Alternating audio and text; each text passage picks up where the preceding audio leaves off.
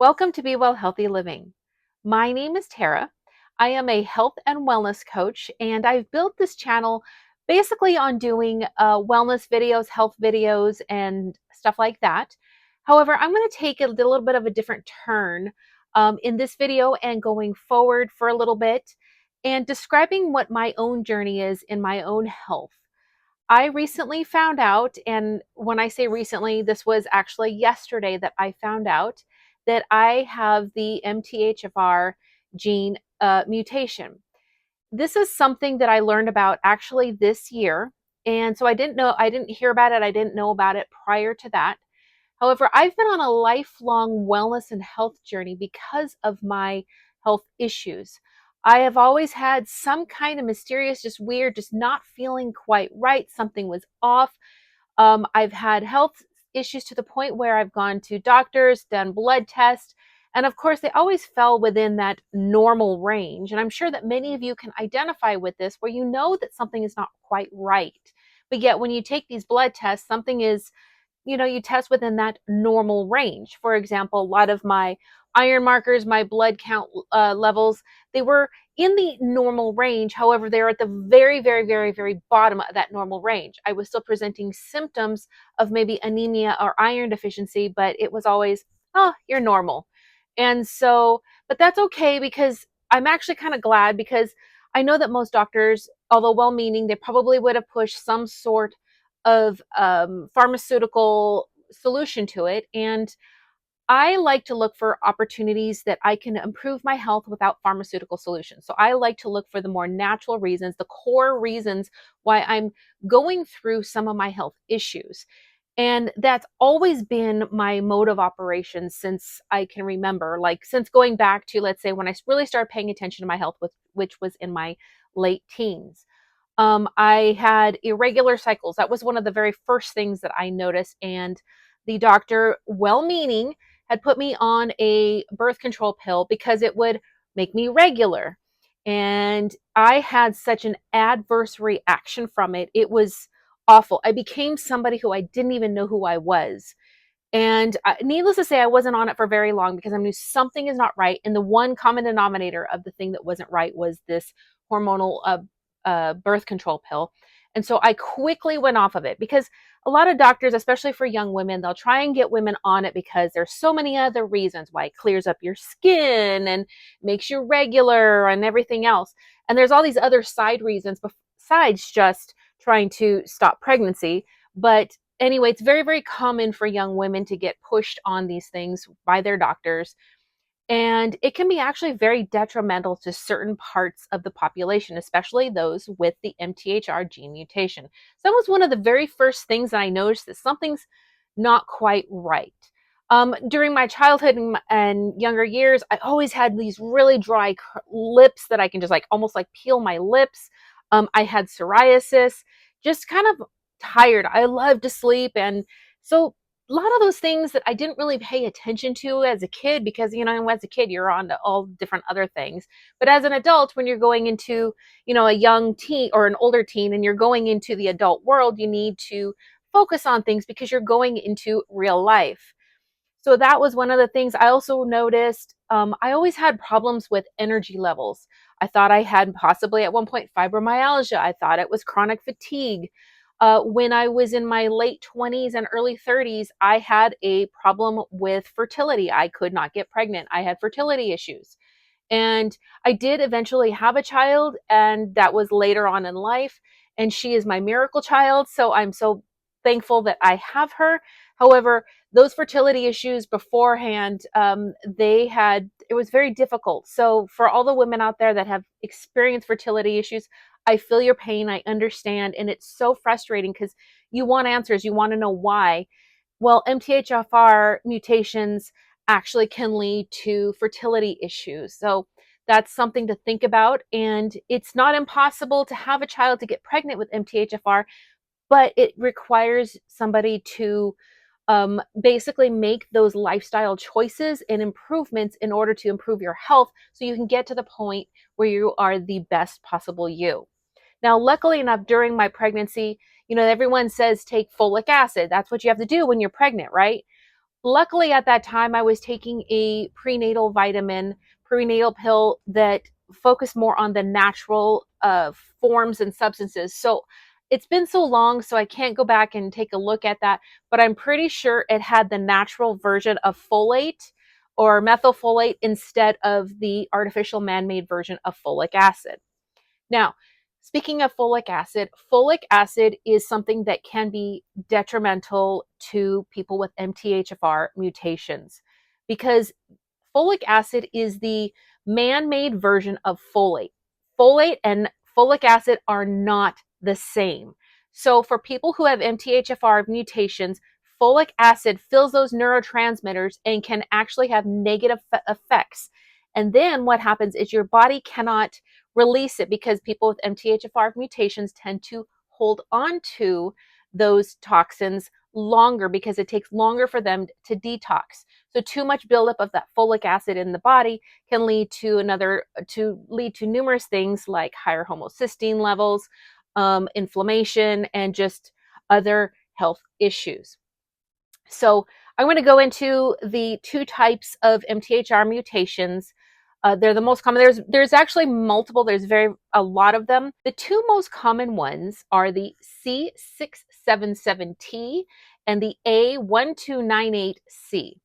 So the first one, the C677T, is the more common one. That's the one that about 40% of the population has that type of gene mutation. Now, I'm kind of like, I shy away from the term mutation because it makes it seem like something's wrong with you, but I like to call it as just a variation. You know, it's something that makes you unique and you. But let's call it for what it is, and the terminology that it's used right now is mutation. So that particular mutation, about 40% of the population has. So that means if you have that, now there's different ways to have it. You can have it homozygous or heterozygous or not at all. So like basically your genes are completely normal or wild, as they say, is another term for it. So if you are homozygous in the gene mutation, that means you got one from your mother and one from your father. So you have two of the mutations. So you have double or homozygous is what it's called. If you have a homozygous mutation of that first one, that 677T,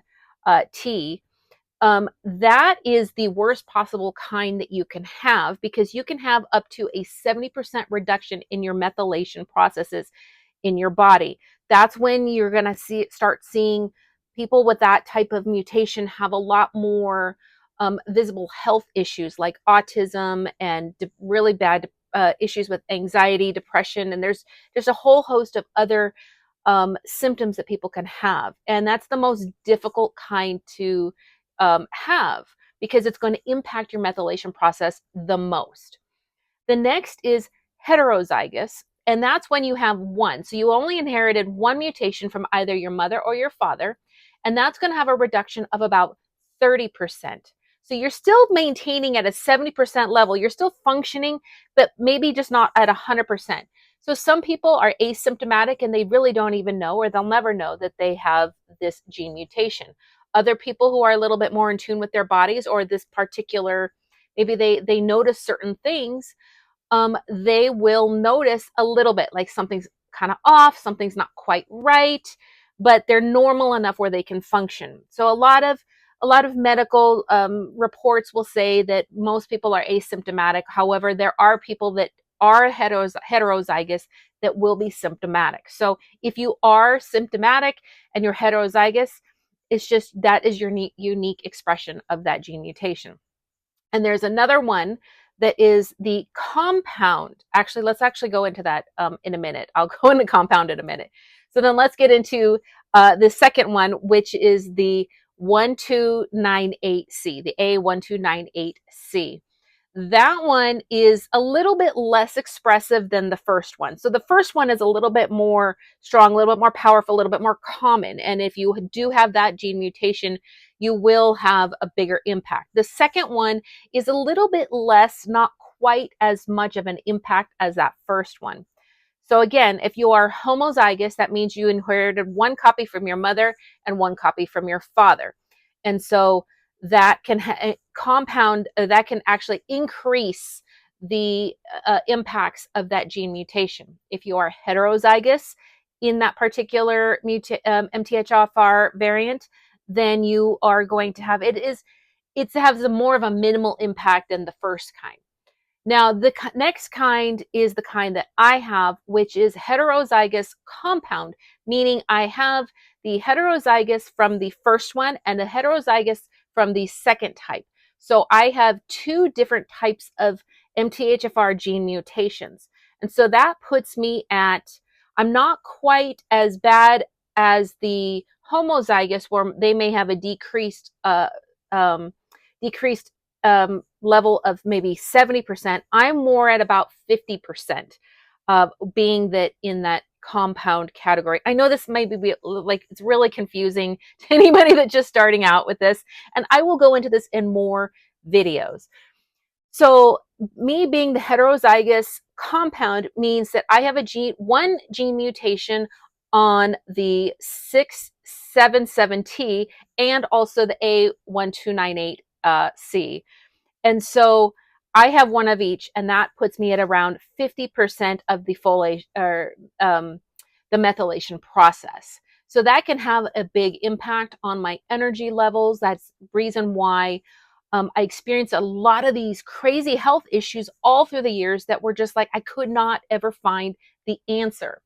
And so for me, when I got that result, when I saw this result, I had this feeling of overwhelming empowerment. I was like, the truth shall set you free. And instead of being sad or bummed or anything like that, I was excited because for the first time in my adult life, in years and decades of having all these health issues, I finally had an answer. And it was so freeing to me because I'm like, I'm not crazy. I was really experiencing all these things. And I mean, I can't tell you how good I feel knowing this, because I know that there was a reason for that. I wasn't crazy, and I finally have an answer. So for me, it was a very positive thing to get that, even though I have this MTHFR gene mutation that does affect my life and does impact it. I know exactly how to deal with it, and I know exactly how to control it. And that's the thing, is that MTHFR gene mutations, it's not a death sentence. All you have to do is just adjust your lifestyle, and you can have full control over your health and how you feel. So a few of the things, actually a lot of the things, I've already been doing. And so that's probably one of the reasons why I've actually done so well with this type of mutation in my life, is because you have, with this type of mutation, with gene mutations, you have a harder time detoxing. It takes you a lot longer. So if you are exposing yourself to toxins such as smoking or drinking or chemical things in your environment that are chemical, like toxic household or beauty products, those types of things will have a bigger impact on you because they stay in your system longer. Same thing with eating too much fish that have mercury, or some people maybe have those tooth fillings from way back when, the tooth fillings that actually bothered them. Those types of things are going to have a big impact. I am a lifetime non-smoker. I've never smoked a day in my life, and I don't drink either. I mean, I do have an occasional drink, maybe when I go out with friends, but it's so rare that I'm pretty much considered a non-drinker. I don't drink.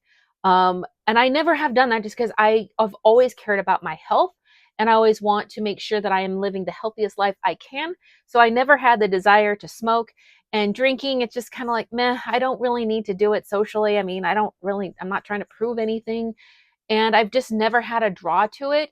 Plus, I know how bad alcohol can be on your aging. So people who do drink a lot, just something to keep in mind, you will look more aged the older you get. So you may be able to do it when you're younger, but it will catch up to you when you're older, and even more so if you have the gene mutation. So staying away from things like that. Another thing is, in the 90s, they started enriching foods. So like a lot of your wheats and pastas and starches, there's a lot of the processed foods that either say enriched or fortified. Anything that says enriched or fortified has folic acid in it. Folic acid is detrimental to people with MTHFR gene mutations.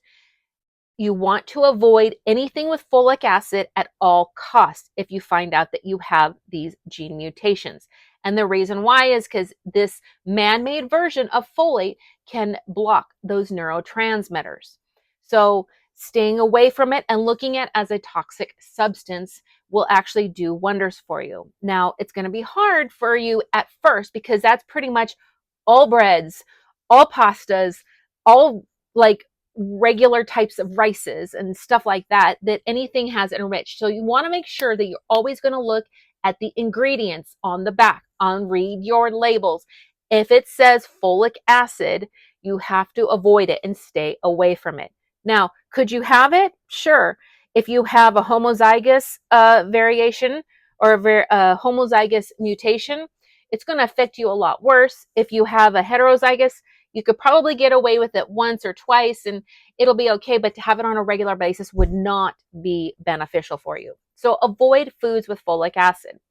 Now, considering that 40% of the population does have a gene mutation in that C677T, it seems almost criminal that they would actually add folic acid to these foods when 40% of the population or more actually have really bad reactions to it. So I hope this is something that can change. Now, it was put in the food to help with neural tube defects, and there's a bunch of other reasons why they put it in the food. However, I hope they realize that this is a problem. And since they've added it to the foods, if you look at the levels of autism, the levels of autism also spike at the same time they started fortifying foods. So something to think about and something to look deeper into. Also, we want to stay away from any vitamins or supplements that have that. We want to stay away from vitamins or supplements that have folic acid or regular B vitamins, B12, B6, those types of things. A B6 vitamin or a B12 vitamin does nothing for me. I take it and it makes me want to take a nap. I wish it did. That was one thing that I noticed years and years ago. I'm like, I wanted energy. So you think you take these B vitamins, does nothing for me. And so the reason why is because you need that methylated version. So you need the methylated methylfolate or these methylated versions of those B vitamins. Or you can have the more bioavailable forms, and that's getting it in your foods. Foods like spinach or beef liver, beef organs. A lot of meats and beef is actually really good for you. It can be in turkey and it could be in chicken as well. But I'm a big fan of eating red meat. So I eat a lot of red meat. And I have recently started taking probably about, I don't know, maybe about a month and a half ago, I started taking a beef organ supplement. And I have to tell you, it has made a tremendous impact on me. And that is before I found out about this MTHFR gene mutation. So I am a big fan of getting these foods.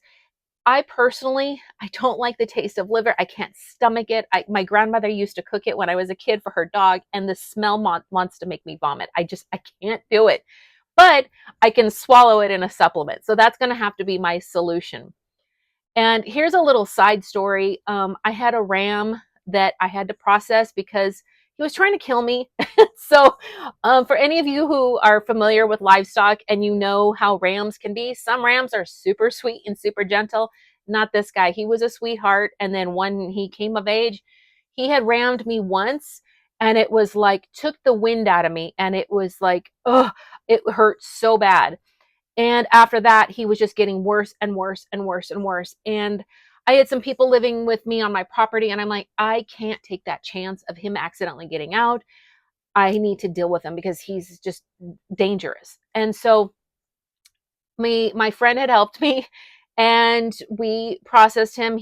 We did the whole thing. And my friend, who's really, really knowledgeable in all of this stuff, he told me, he says this, and this is an ancient practice. He says, you have to eat the heart. You have to take at least a bite of the heart because it's an ancient practice. You take on the energy of the animal.